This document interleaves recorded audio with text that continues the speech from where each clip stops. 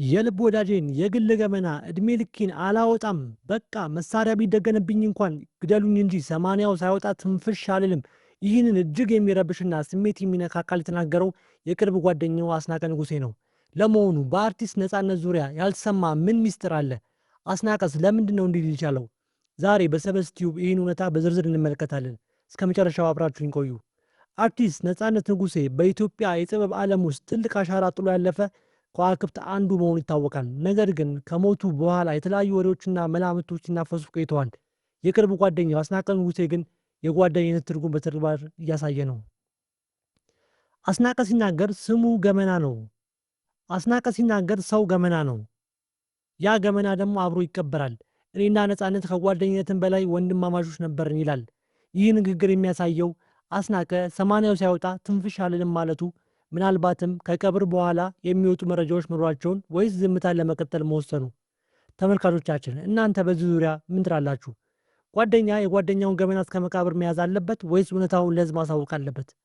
በአርቲስት ነፃነት ወርቅነህ ነፍስ በሰላም ትረፍ እያልን የአስናቀን ታማኝነት ግን እንደ ትልቅ የሞራል ትምህርት ልንወስደው ይገባል። ለሰበዝ ቲዩብ ተመልካቾች አዲስ መረጃዎችን ይዘን ማቅረባችን እንቀጥላለን። በሌላ ዜና ዛሬ በቤተ ክርስቲያናችን ወቅታዊ ሁኔታ በሀገራችን ምልክቶች ዙሪያ በዲያቆን ብርሃኑ አድማሴ የተሰነዘረውን ብዙዎችን ያስገረመውንና ያነጋገረውን ጠንከር ያለ መልእክት በዝርዝር ይዘንላችሁ ቀርበናል። ዲያቆን ብርሃኑ አንዳንድ ነገሮች ደፍሮ መናገር ያስፈልጋል በማለት የጀመረው ንግግሩ የቤተ ክርስቲያን መንፈሳዊ ማንነት ከምድራዊ ፖለቲካ ለሚያደበላልቁ ወገኖች ትልቅ ማሳሰቢያ ነው። በዝርዝር የቀረቡ የንግግሮቹ ሀሳብ ምንድን ናቸው? አንደኛ፣ እንደ ህብረት ግን ተበላሽተናል ሲል ዲያቆኑ በቤተ ክርስቲያን ውስጥ ብዙ ቅድስና ያላቸው መነኮሳት፣ ካህናትና ዲያቆናት መኖራቸውን አይክድም። ነገር ግን እንደ ተቋም ወይም እንደ ህብረት ስንታይ መንገዳችን መበላሸቱን በግልጽ ተናግሯል። ይህ ራስን መመርመር ጥሪ አማኞች ወደ ውስጣዊ ማንነታቸውን እንዲመለከቱ የሚያደርግ ነው። ሁለተኛ፣ የባንዲራው ጉዳይ የቤተ ክርስቲያን አርማ። በአሁኑ ሰዓት ባንዲራ በሀገራችን ትልቅ የመከራከሪያ ነጥብ መሆኑ ይታወሳል። ዲያቆን ብርሃኑ አድማሱ የሚከተሉት ነጥብ ያነሳል። የቤተ ክርስቲያን አርማ መስቀል ነው። የቤተ ክርስቲያናችን ብቸኛ እውነተኛው መለያዋ መስቀል ነው መሆኑ ስንቱ ያውቃል ሲል ይጠይቃል። ጉላቱ ላይ ባንዲራ። በአሁኑ ወቅት በቤተ ክርስቲያን ጉላቶች ላይ ባንዲራ የመስቀል ልምድ የተለመደ መምጣቱን አስገራሚ ሲል ይገልጸዋል።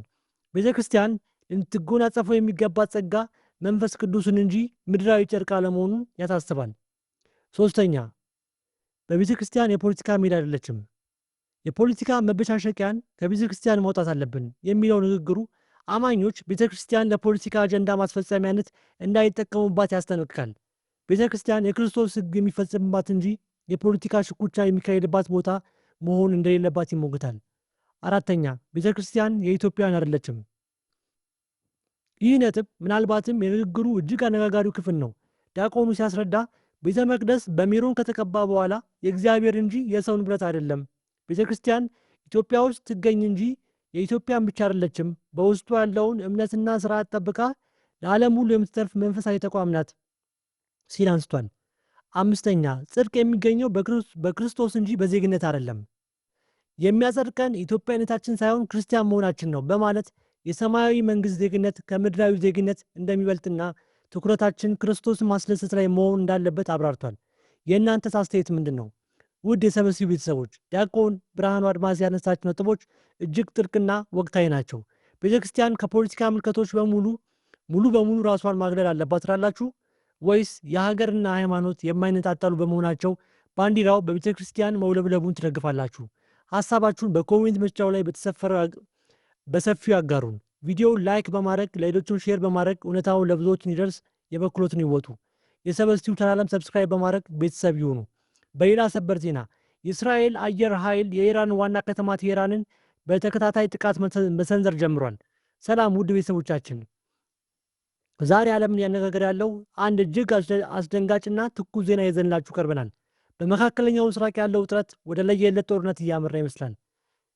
የእስራኤል መከላከያ ሰራዊት በሰጠው መግለጫ የአየር ኃይሉ የኢራን ዋና ከተማ ቴሄራን በሚገኙ ቁልፍ የኢስላሚክ ሪፐብሊክ መሰረተ ልማቶች ላይ ተከታታይና መጠነ ሰፊ ጥቃቶችን እየፈጸመ መሆኑን ተረጋግጧል። ጥቃቱ ለምን ተሰነዘረ?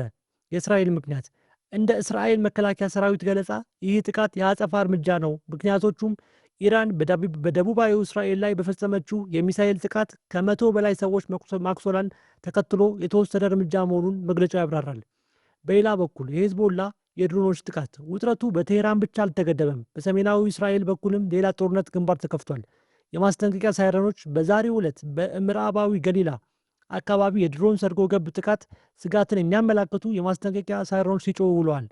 የሂዝቦላ ጣልቃ ገብነት አሜሪካና እስራኤል ከኢራን ጋር የገቡበትን ፍጥጫ ተከትሎ በኢራን የሚደገፈውና በሊባኖስ የሚገኘው ሂዝቦላ ባሳለፉት 3 ሳምንታት በተከታታይነት የድሮንና የሮኬት ጥቃቶችን በእስራኤል ላይ ሲያዘንብ ቆይቷል። በሌላ ሰበር ዜና የ62 ሚሊዮን ብሩ የሚያወጣው ሄልሜት ጉዳይ አነጋጋሪ መረጃ ቀርቧል። ትናንት ኢራን እንዲደበደብ በሰላም ተልዕኮ እየጨሰ የተመለሰው የዓለማችን እጅግ ውዱና ዘመናዊው የውጊያ ጄት በታሪኩ በሚሳኤል ተመቶ አያውቅም ብቻ ሳይሆን ጭራሽ ራዳርም አያየውም። የውጊያ አውሮፕላኖች በጸረ አውሮፕላን ሚሳኤል ለመምታት በራዳር መታየት ያለባቸው፣ ይህ ጀት ግን ሲሰራ በዋነኝነት ትኩረቱ የተደረገበት የመሰወር ችሎታው ማሳደግ ላይ ነው። ስለዚህ ጉድ የሚያስብለው ፍጥነቱ ወደ ፈለገው ሀገር በስውር ገብቶ በጉያው ደብቆ የያዘውን ቦምብ መልቀቅ ሞት አዝንቦ ይወጣል። አሜሪካ ደረቷን ነፍታ አሉኝ ከምትላቸው የውጊያ ጀቶች በዋናነት የሚጠቀሰው F-35A የጦር አውሮፕላን ዝነኛ ያደረገው የያዘው ቴክኖሎጂ ብቻ አይደለም፣ ዋጋውም ነው። የዚህ አውሮፕላን አንዱ ዋጋ ማለትም ርካሹ $82 ሚሊዮን ነው። ይህ ዋጋ ርካሹ ጄት ዋጋ ነው። በዚህ ሞዴል F-35B የሚባለው ደግሞ አንዱ ብቻ ከ100 ሚሊዮን በላይ ዋጋ ያላቸው ዶላር እንደሚወጣ ይገመታል። ሌላው አስገራሚ ነገር የዚህ አውሮፕላን አብራሪዎች የሚለብሱት ሄልሜት ነው። ይህ ውስብስብ ያለ ቴክኖሎጂ የተገጠመለት ሄልሜት እጅግ ዘመናዊ ከመሆኑ የተነሳ በአውሮፕላኑ የውጭ አካል ላይ ከተገጠሙ 6 ካሜራዎች ጋር የተገናኘ መሆኑ ፓይለቱ ወደ ፈለገበት አቅጣጫ ሄልሜቱን ላይ በተገጠመለት ስክሪን ማየት ይችላል።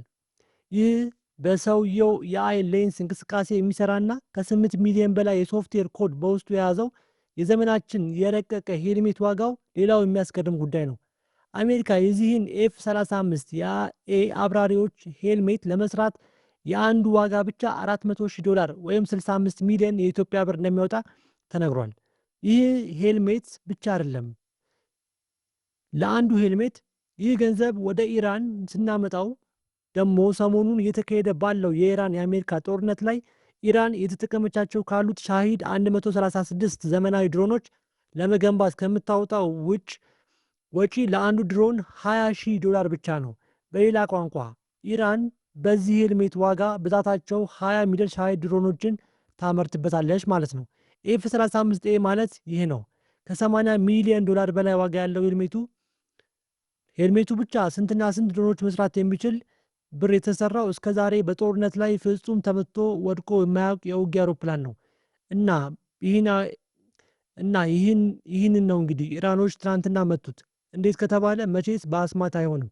ይህን መላመት የሚያስችል ቴክኖሎጂ ቢኖራቸው ነው። ዋናው ቁም ነገር አሜሪካኖች አሳንሰው ያዩት ኢራን በጽናታቸው ዓለምን እያስገረሙ ያሉት ኢራኖች የተለያዩ መሆኑን ያሳያል። ይህ ጽሑፍ በዋሲሁን ተስፋዬ የተጻፈ ነው። አብራችሁን ቆዩ። የእናንተ ግምት ምንድን ነው? ጦርነቱ ይቀጥላል ወይስ ይቆማል? ሀሳባችሁን መስጫው ሳጥን ላይ ጻፉልኝ። ስለነበረ ጊዜ እናመሰግናለን። መልካም ቆይታ